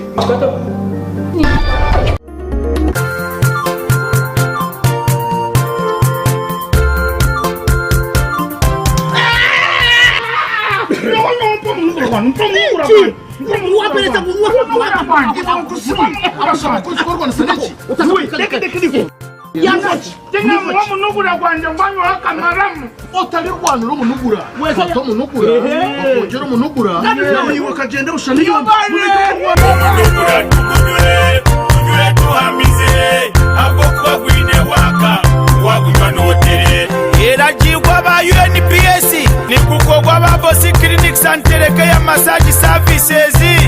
wari kwenda kushubura geresime ya 082 0 kinana na mukaga ashatu n'itano nange ya 0 kinana na mukaga ashatu n'itano mwo munugura ukutamise bindi byona.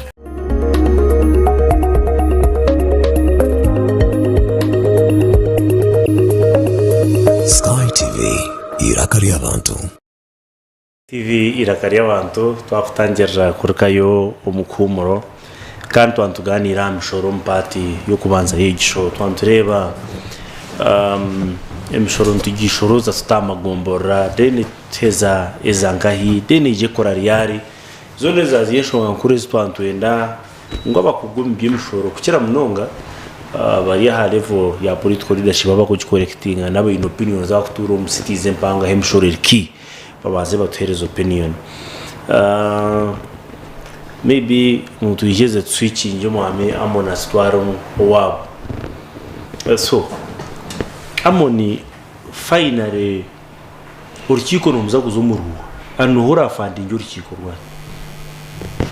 wabara munonga Mr. Moderator abarebi n'abaturikirize the political parties wagamba the democracy in political parties FDC n'abantu batagendera ahangendera wozepi the FDC constitution is very clear between the office chapter 7 chapter 9 office of the party's chairperson the chairperson na ba deputies beba kind omilimo ya chairperson part B young the chairperson shall convene and chair the delegates conference and the national council, meaning akugendera omateka akugendera ombiragiro delegates conferences which are person niyo standing delegates conference tarho consultation requirement yo na tarho of course consultation requirement mzibaziro but a special delegates conference yebiri kumena mwenda yokwa mwendoko ekija ahiburiye shongeza abirezero wakumza muka shomo mirimo cyamana kora actually Akabi negera ngo to oversee discipline and overall ethical standards of the party. Number 3 is to ensure harmony within the party. I think basically keriye ya kashatu nane ya Akabi eta kurge biri kumena mukaga bihwa mukaga kumibiraro na eshatu akati kwa gakora ko mustama kete neck tikakasta and the last resolution ya neck, I mean one of the resolutions are match cut creatures and that has been a precedence neck nestama Sunday evening every fortnight kukora emirime ya bulizoba y'ekibina abo abadelegates conference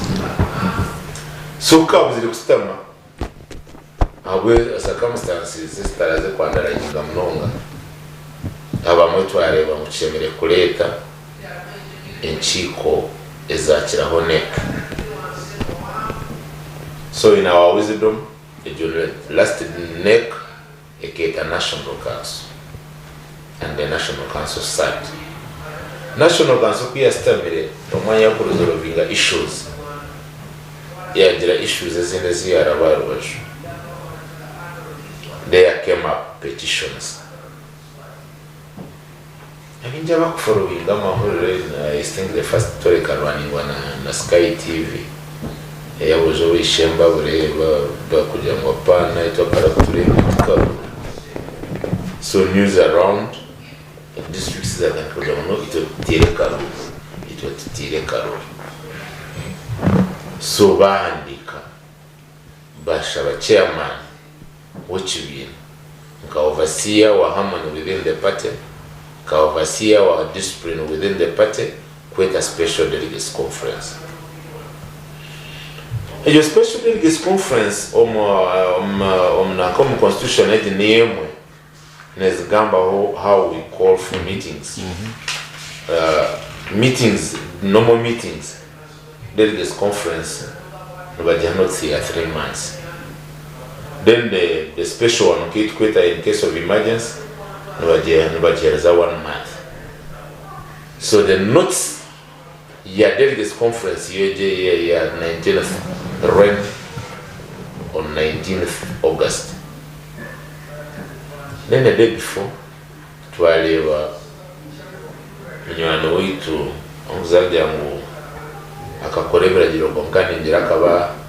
another type for example of the Babon monarchists, because he was a member of the CA.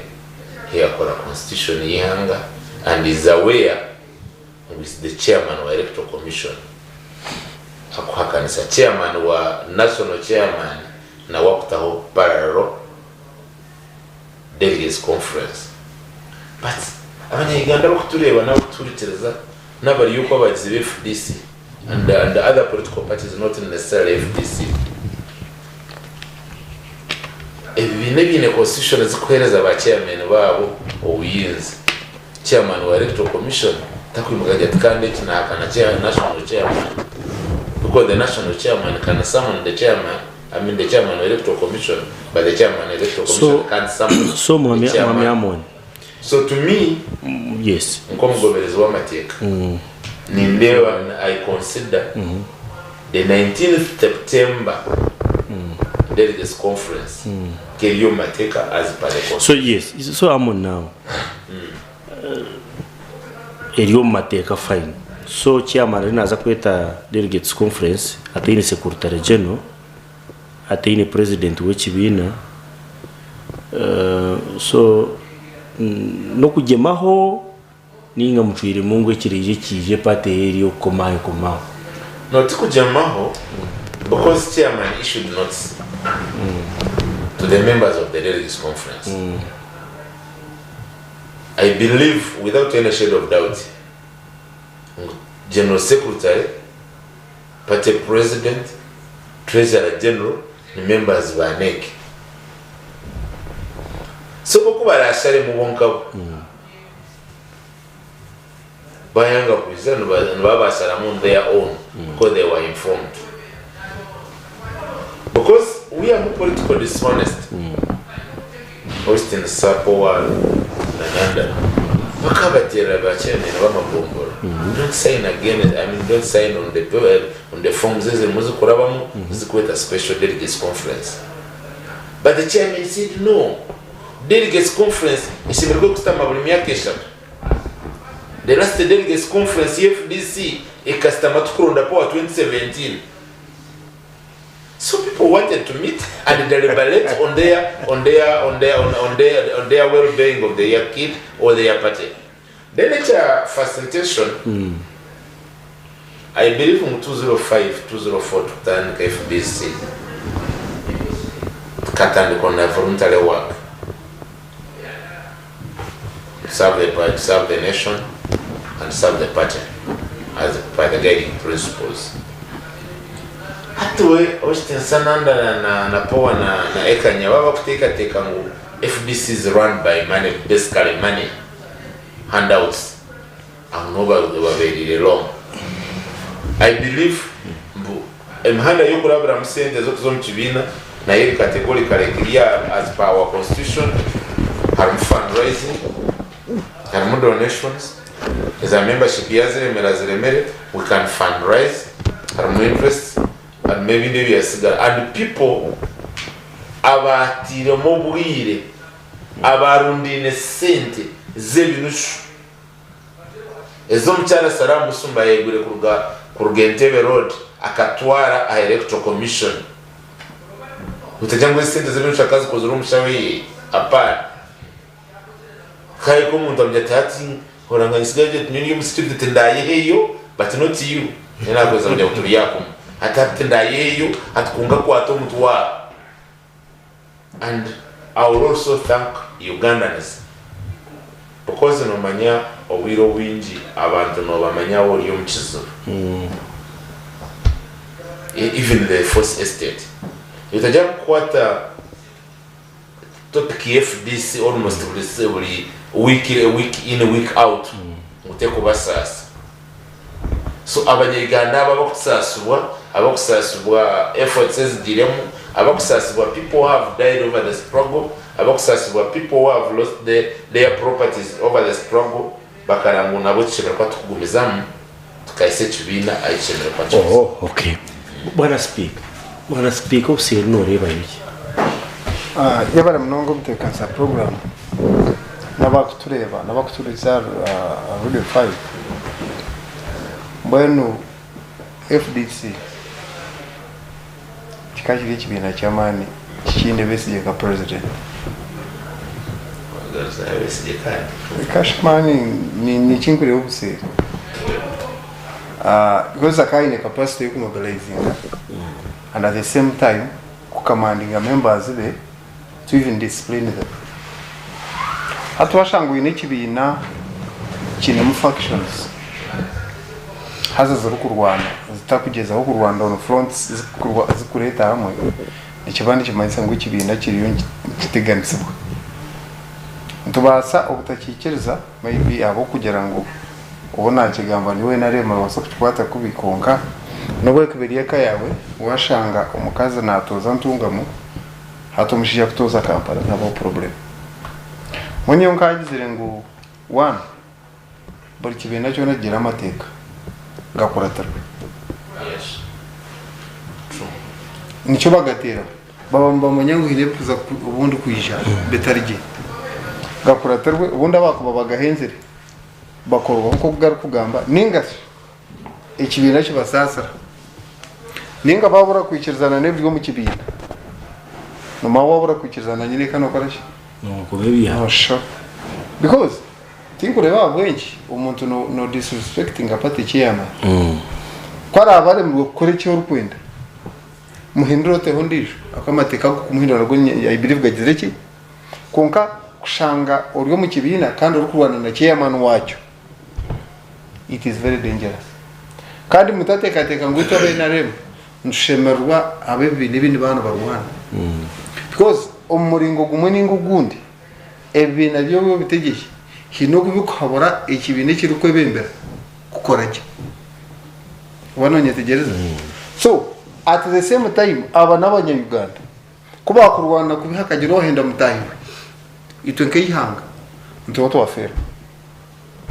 tima ya point ya general go so nkashabire umbibina byo nebituru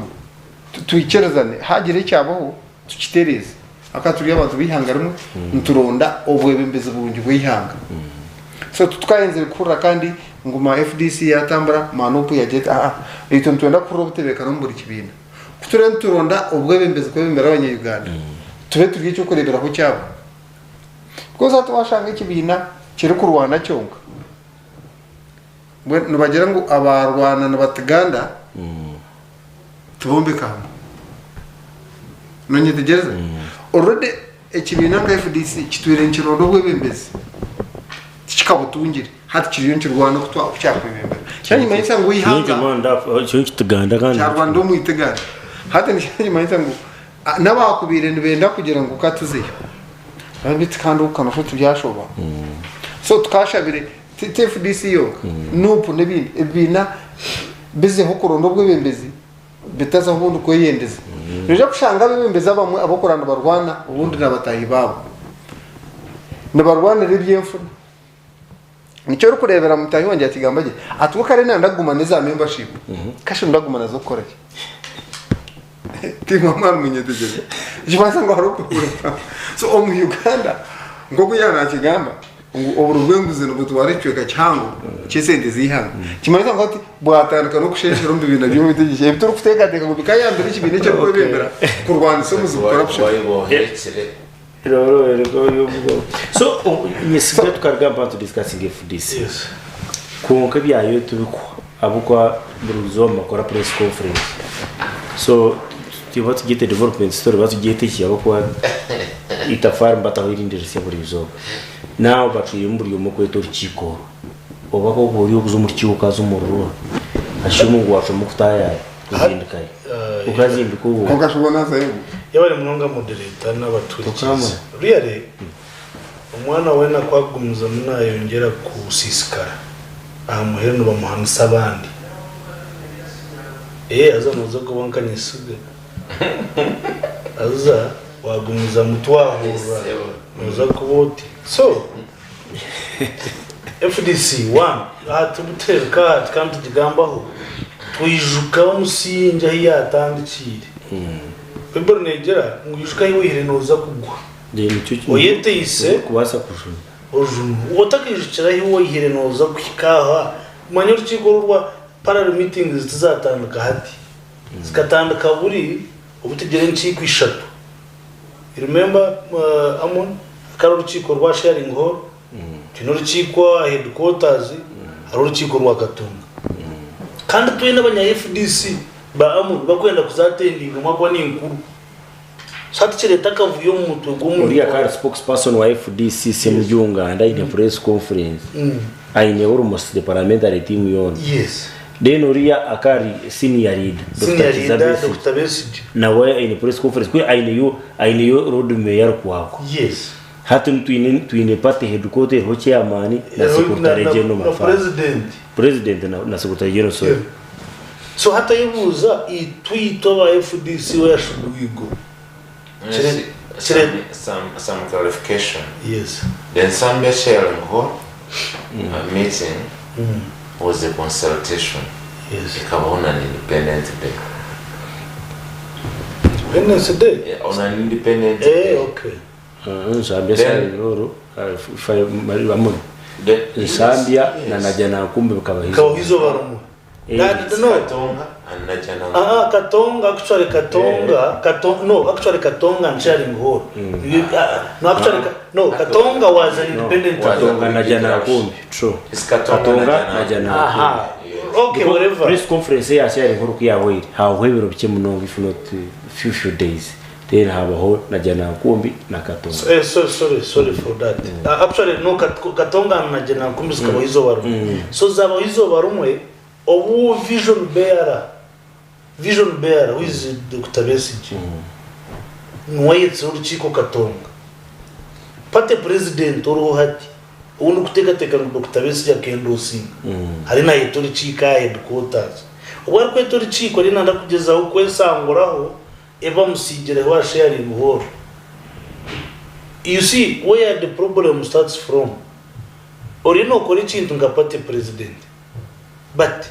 you know kugeza maybe you are covering something ichi chiba kufitireho ninge cyo wayitireho. So in the first place for starters it's your point eshongane yao najana nkumbi ekakora press conference patre correspondinga a sharing hall. Yes. Konka Besige yakora parallel press conference of the divided attention. Yeah. Precisely sabotaging kato. Sabotaging na jana nkumbi. Because I can't areva. No, that is misleading the public. Because Besige as an independent activist. Wenga wono muntu uri ukore ibyenga as the chief activist. In a capacity and authority yokufuna press conference irrespective whether the party is on an activity or not, unless the party has invited him to the press conference for issues to deliberate. Anyway, hati kati kunuze mwao noreva owiro winji party yaza kutanduka. You have a vision bearer. In this case, who is Besige? Dr. Besige akashitama ya tati imbagana ya bambi nyona President Museveni katane. So yirikanga yatana na President Museveni. After that, ya yetitwe ba amuni ya titamwejembu twajugura. Tutakaheze kujugura hagarika hijaga manu wajegita tutashomesibo 1 2 twinente kat really Dr. Besige ntumanyengu rw'igomborora mobilization energy kuzisaka vuyo mutanateka kuterwa tia gas mutanateka college mutanateka really nyoni mukuteka kwanje age confusion iri mu FDC neza guma mpaka tera karuke biraro na mukaga because Dr. Besige akavuza barekera ukace you will inform later. Dr. Besige akajya tentezo mukaruru ukora muki ntezo mukaruru that statement ntezo mukaruru to do what. So hati ntumanyisa ngo at the end of this time masheme kwa ine ninjiri yari na abura yo boycotting Akabi. Information bana moderator. As we conclude, Yes. To me, inform and make your last comment. I would consider that last statement as character assassination. How sure? You see, yesikatira kugamba mnonga mbagana nyenye torora ntakujifa kujiresponding, but I think it's high time not to utilize the so Dr. Besije kubaga jatom shoroni bakushoroza kubiguyeho ejo nembagana Dr. Besije kujate Makere University cost sharing iteroho ingoist insato kunda Makere ako kashomera Dar es Salaam ejo nayo nembagana. See, when you deviate from the focal point, because as an expert on security, on my 10-point programs are NRM, can you tell the public on any of the 10-point program is satisfactory? Thank you. Jacques Twara ndio topic. So na njambo ukumize mwamu. Na nyero ukumize mwamu. So your character assassination. I mean, what could discussing issues of national importance. Actually, the character assassination to anze because if you to be not FDC can squarely come to NRM, can equally go to NUP. It is been in DP and UPC. Yeah. So what's to your multi-party dispensation? A political party is in bed with another political party. Kujamu yazo wanyu waba happy. Hachi wenye kari kwa razo waba noza kuba happy. We should think about it. Independent and independent bikora emirimo y'ibyakubire bikoro era nico kurebera tusinetse bo mu Uganda is called the other side opposition. For information ni bwana mnyisiga n'abaturutse n'abare tino mtu munazari wa opposition. You oppose under situations ezabura kujachi yabari mnongo mamwe amwe yabano jumba no take sense cyavu yo mu FDC ebyo mu FDC nibyetenga gamba ho kake abo kubana bagira ngo wayanga nyineka umwangano okome byawo icyo ni kimwe cya kabiri taro rukombeka urutaro rutwatungira urwanshanju na mwenda ibizimbe birwatire Masaka nerizo tibekagaraka hoga burutaro rwona rushenye amakagaba mu rutaro nagashenyuka umushija no mukazi bagira urutaro nabatana abakozi nkaha bagira urutaro umurumuntu gufa ekibine kitaka kwasere bushoborozi cyatandaka kurwana no kwerumaruma hatecho nono kitera kimwe mbibine birukuza kugira kimwe nyuma ukashanga bitacine mu gashombero byo misho aho nondo kugamberera banywana banje aba ba FDC ekibine cye kizirijwa aha kibakiriza baba ko parliament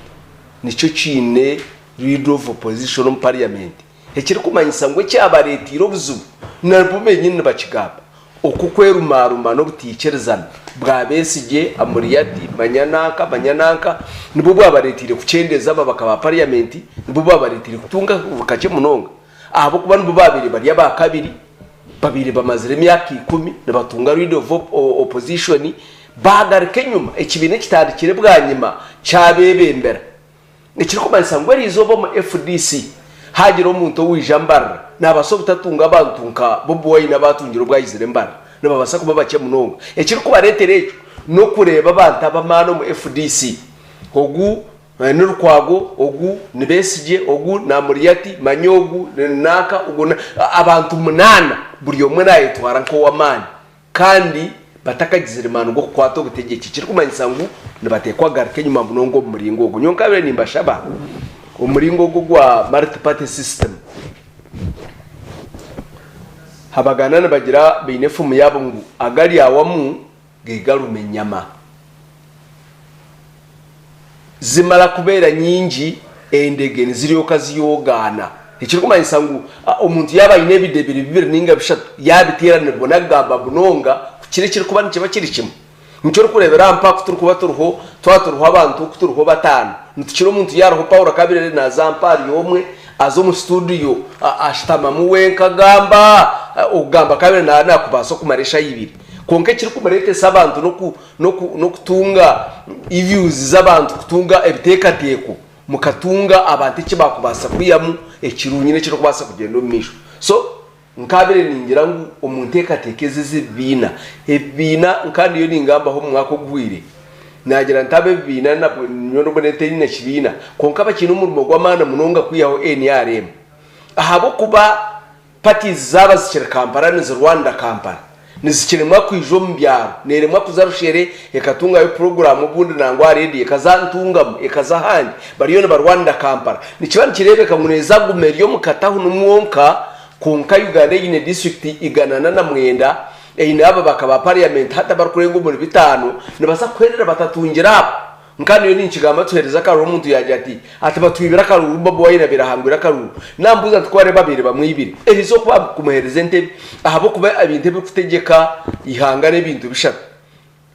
executive parliament na judiciary parliament niyo nkuru muri byone kuba kumuhereza parliament akagitegeka atine bakaba parliament hoyinesha juna batano baronzira bakiga bishati 15 warema kusebera 5 at least ngo otunge speaker noza kutegeka otiranga oriyono jote bakwibera ka president kashi baciye abantu ba district aharigana na mwendo tungireho bangaye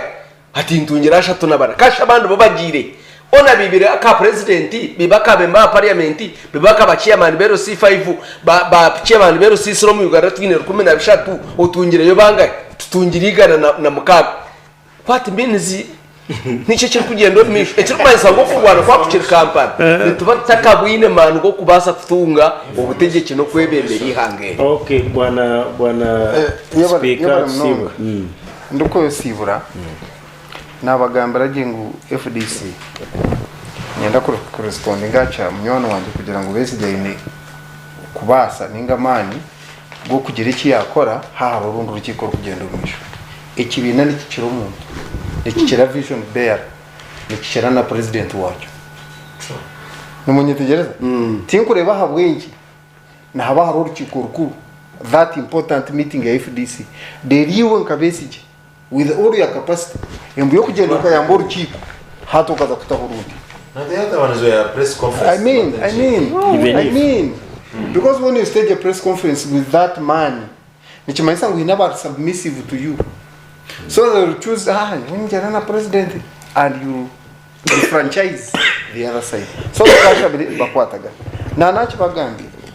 nobwe kuba NRM yorukureba nobwe yakwa buri kibina cyo no mwihangariyo no munsi yona wale bekibina mwatandika kuruma magurana nicyo nyimasa ngo imbeza akarachi mwento cyo tukushobora kugira ngo ibyo bibina bagende bari reconcile. What is that hard that these people cannot reconcile? Bakagarkana bakaporterezi hano boshati abako babaenda kuterebuka kubakurata hati babakurate bata harabata kunda bataro bakuraturo now ndukhendera kimwe nyenda kusima bakuturikiza no kuturira nangu na management ya Sky TV na Radio 5 kugira ngo numutaho ukureba ngo twaganira n'abantu namboye kuwa kutunga eko y'abantu kuriya abaturikiriza ninga batureba ukamanye bitukugamba mu bibiri mu mazima ninga tagarama kandi yenda kuhabura ngo nkayihanga twaza kutambaraje ebintu by'abantu bihanga tubihikitinza kute twarunda n'imishoro egarukumbando ubona munyetegeza niyo kuntu bubuzo bwanjye twine challenge yo kushanga ngo umuyihanga ko kubiyanaga mbye by'imishara twine parliamentary kwetera imishara yeri kubasa twine parliamentary kutekateka ngo sente zone baza correcting zibanze zabara bumungaro because imchimanisa ngo twaza at decentralization twakugira twaza ku centralizing izo minister of finance abenavuza why do you bring these small taxes here n'abashobora gutikira kwetaza taho system yo kugira ngo izo sente zwarunda no mu rwiza bwera through IRAS you can channel this man on to account ya Rutoma Bwizibwera ninga kagonyi sub account zizeho koronda kuzimanaginga kuzitera mutoki no basa kuzireba through system okay konka sente tsibeta kubanza zaza kampara zabayizo guhereza bw'abantu ngumana maguru yesiga your last word yabari moderator n'aba panelists bagenzi banje really ni ndeba ngo amatsiko mu FDC tugaciriyo because washanga ntaburayo imyaka ingahe to the road map yashwire so washanga iyo nkabire set so nchirebe kango waza kutera kariya kabaho ka muheru bari batuye musetonio max tegereza kabaho iwiwo mwirkanyi wawe takayizira ha starting point kimanyisa ngo iza naza kutanka cherewe bamutsije then later you have problems echaha muheru wano ndakwijameza ya justice you come with clean hands tokosa kurgomu political party yawe oyizura biro mudirisa for example orabiro mukamoryo wagwa race then you expect ngo akarurako nunda kabe free and fair kandi katakoretsere cyamuhera umunonga yenda kumuruza abanyakirura yari yabereyo mada kana indi kutegateka ngo security yahandura ingereje konga twakwija hagaruka haba mu this mob justice yabaho mwazi yuko really it was not called for namazima ntwatwe nebe nagantu yenda kora inzu gukonka inzu gutkagerekere government gitora really ntegateka ngo twakora mwabare nonga moderator na staff na management ya Sky TV na Radio 5 muguma muri rakari abantu as usual Michael naza ku turekaho kake tukora umuco gwito buri umwe nayi n'ikibuzo cye. So Amoni, what is your commentary of efforts za Rwabogo promoting our exports? Rodrick Rwabogo na promoting exports, organizing symposiums na zaheru na kwarachi. Will it make any sense? Or does it make any sense anyway? Ino kurebikira ngo ari ini cyari nakora? You see, it's Uganda and Ugandans. We think normally in an abnormal situations. Promoting exports in general budget, a classified budget, over classified expenditure. Two, when I explain, I'm promoting where is he promoting them? Here in Uganda or outside Uganda? Hona. Side, outside. Right, three. Gomani. Or vinci guardireyo guhagarikira mu Uganda na Uganda na exporting omwana gwabo. By the time NRM came to power, Uganda is second leading producer omwana musiyoni. And it is believed in Brazil vile tsinge kebanza ya adinga vari ya gwitu. So wana kusinga. So do we need to have tukubanza tuwaza Brazil kutereza omwana gwitu ngo bagone gwetera Uganda? Okay. But as we talk now, speak over ko mbarere asigire cyo necyo tinganya no wa town. Ngati wazo bitu wampara emyaneliye koma. People lost interest omwana bamara kucha kuzama kachankara no ka 20. But all this is intended. Okay. Koro hazabanya Uganda kabla mukaga bakabaka. Okay. So Jumba ufa Irwaro mukana mombeki Irwaro regional hospital referral hospital mukana mombeka Kisemba. Bwana Paul itakarkabura. Twagarko. Government gaya sigira amatakomurisha babure. Government yahandika yabajya kunenda kubahereza referral hospital billion mushanju niryetenga hika 10. Okuba nitekwa kombe kwa ruteke ho kuza parking nebindi itakaryabura. So sinde zikagarkomba cy'ikizwe kitwira. So takarkabura ngwenu ikintu kushaba speaker yabariyo nagamba hampata bambarita kabakaria na kigurusantu ya misho abande bintu babirire byona byahora baza kuruga kuryitakana bariye bizimbe barga bizimbe bargaho kintu kumenya kindi kibarariye. So itakarkabura now itakarkabura sente ezo zikiruho no kuseri izoba habo kuba irwari ya hospital niriyomekwa hagati y'imyaka 3 na n'imyaka 5 takomekwa mu mwaka gumwe cyo kumanisa ngo kwandikira kawo na chairman wa district ibirabirne 2 ibirabirne 3 ibirabirne babatungira itaka hiki 10 yombekwa kubwakabaka bwa Buganda aho akitebe cya district rubakine gwitaka tabakayikirize kubahereza rizi y'emyaka 4 ninge myaka 9 kombekaho referral hospital Shembabwe so nibuzibo kine muri Shembabwe nabanyo ndeba mpabwa na Paul wishemwe ya Fred Karakore yabariyo nakusima ngo we bari program ngi bari bahurikiza abantu barugushuru mwe bari munonga bari Fred speaker obwiro bwingi kansozo nzigire bizu ujangiwe speaker ino kansaraza ba munana batsigara tubawe abakoko mwe kansoni becanga tubakwija do you have the same issues no bugana yabare munonga unokora kikutaho hamwe ngambara nengira tukagize retard akakuru kubera umukabere mu ruho oyiro nta dizama bagira mu intrigues expectations ziba ku bana bija nazo mu kanso kugira ngo umuntu nije expecting ati obundi ko tiyabere ndemwe kujwanga so kiretaho ubundi obutije but tukirije kandi nindango tutamburaje ikitukore sitwe sectors nizikore mirimo yazo zitari interrupted because tukuzo mu budget but sector tuji budget ngirekera akore tujiha work plan nyongo muga gwanje no kurangu head wa department yakwatagana cha person wa committee ku implementinga ebikutamba head wa department kakora kuichirizana na chairperson wa sector committee hat nyunzo wakawo ayeta head wa department neta sector chairperson harmonizing district korachi so ndakuza record Sky TV ngukambara district or speaker tumwine problem chekedi jakweta wiziri explain amatai achingumanzi obuzibuno bwasatwija onkhat kugamba uyavereka so tuitungeretera rat president zaga meche yo tubyaragambe batiti include security bategura bomu hakachachi realistically noreba nkiteba naje maybe kwa bakongera why do we see bombs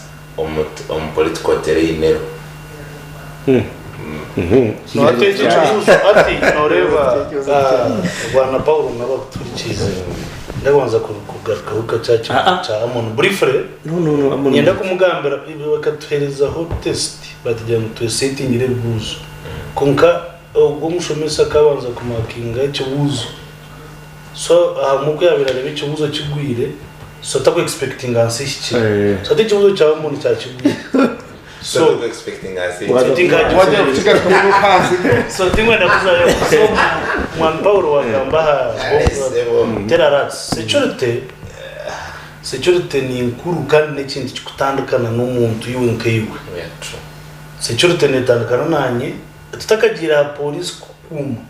tutakagira amahe kutegura bomb tutakagira kwegese cyora akora security netandukana yiwe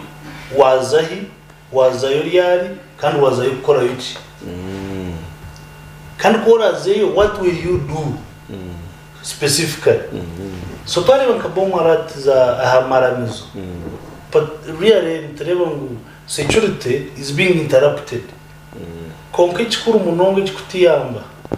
no kugira ngo twa detecting endwara twagitere chikatu twaza kushisha wire munonga ha postmortem twaza kushi ati noreba I want to give a thanks note to security team yan really good detecting abomo takabarikire n'ikindi chikuru munonga konkani tetwenga twevigera na munongo mbyaro specifically kakunzere munonga ngutu government gariche sensitizing abantu omuri community policing remember community policing keti yambere omuri abakwijuka kare mayumbi 10 was the most important tool in security omumaki 10 gaine security committee gairi enriching chao bazibero bushuma bazibero kukwitana bakora bahereza reports Sky TV nekweta ngwije otunjo bukugu umungamba yawe nuko rukweyemerera ahambara high school main hall bero mukweshatu yoko yezo ko kutura mukongo kwa mwenda mwaka ogu ampa tuja kutunga kuja kujwekera amashomero na kutunga debate in a complete debate erikweyiminga promoting public speaking skills abana kugamba je murengo abana banyu beje kugamba je no kushobora umwana ndangwa ija pia rinja pano haninga ija hosting igisho but ibintu yo bigezu yayishimikwa narabamo nje kurero mu yangariyo natweta abantu bana buru akashatu abana tokamba abana bero muri byona so tuyina ko abana bato bakuremba manya kushobora no kugamba kandi mwije perfecting expression on public speaking then byone bitekatekirwa umwami honorable Robert Rkari na Sky TV so honorable Robert Rkari ukatarise na Sky TV benda ngwabana banyu beje okushobora no kugamba twarenze muri dakika nyingi z'umwami Michael na technical team apologies konga next time tuja kugezaho kusqueezinga through the eye of it banyeta Paul Abaho da political surgery mwebere munogamba Sky TV mwebere munogamba kundo kubiri program auka bari yabo rwakashatu shatu mpaka sha itano cyumara kore twatane kuri yaro bwasheje mukasheje radio 5 murari n'ubusinge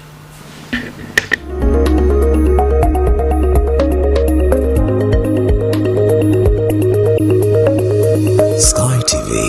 irakari abantu ebiti biteekateko bya TVG kureka ne by'abantu buntu